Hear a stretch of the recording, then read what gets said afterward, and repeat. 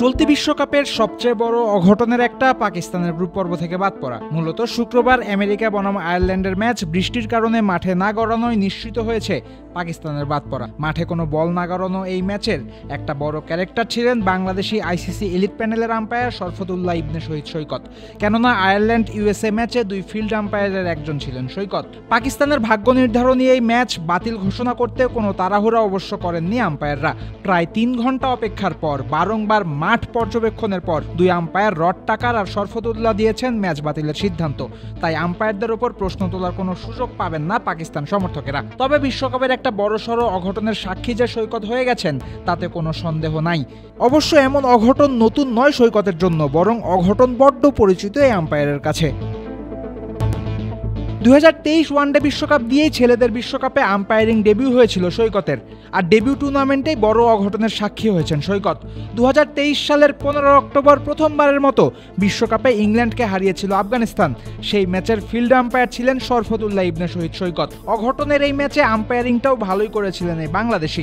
ওই ম্যাচের সৈকতের নেওয়া 3টা সিদ্ধান্তের বিরুদ্ধে চ্যালেঞ্জ জানিয়েছিল ক্রিকেটাররা, আর দুইবারই সৈকত ছিলেন সঠিক।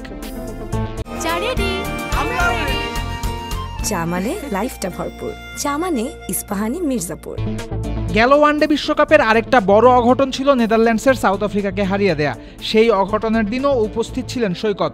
অবশ্য সেদিন ফিল্ড আম্পায়ার নয়, সৈকত পালন করেছিলেন থার্ড আম্পায়ারের দায়িত্ব।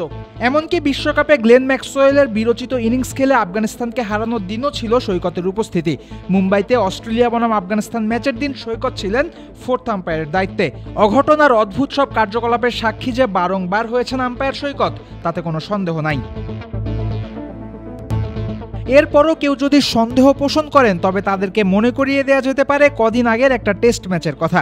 চলতি বছরের জানুয়ারির 25 থেকে 28 তারিখ ব্রিসবেনে হয়েছিল অস্ট্রেলিয়া বনাম ওয়েস্ট ইন্ডিজ ম্যাচ। পুরো বিশ্বকে চমকে দিয়ে সেই ম্যাচ জিতেছিল ক্যারিবিয়ানরা, আর মাঠে আম্পায়ারের দায়িত্ব পালন করেছিলেন কে? শরফতুল্লাহ ইবনে শহীদ সৈকত। এবং বরাবরের মতো এই স্মরণীয় ম্যাচটাতেও দারুণ আম্পায়ারিং করেছিলেন সৈকত। ওই ম্যাচে সৈকতের 5টা সিদ্ধান্তের বিপক্ষে আপিল করে ক্রিকেটাররা সফল হয়েছিলেন মাত্র একবার। ক্রিকেট ম্যাচে আম্পায়াররা পালন করেন মুখ্য দায়িত্ব। আম্পায়ারদের ভুলে কত বড় সর্বনাশ হতে পারে একটা দলের সেটা ভালোই জানে বাংলাদেশের সমর্থকেরা। এখানে সৈকত একদম আলাদা।